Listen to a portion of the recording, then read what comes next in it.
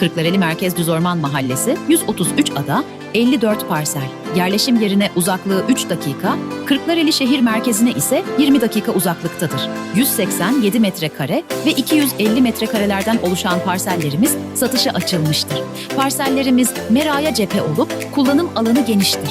Doğa ile iç içe huzurlu bir yaşam alanı sunan parsellerimiz tükenmeden bizimle iletişime geçiniz.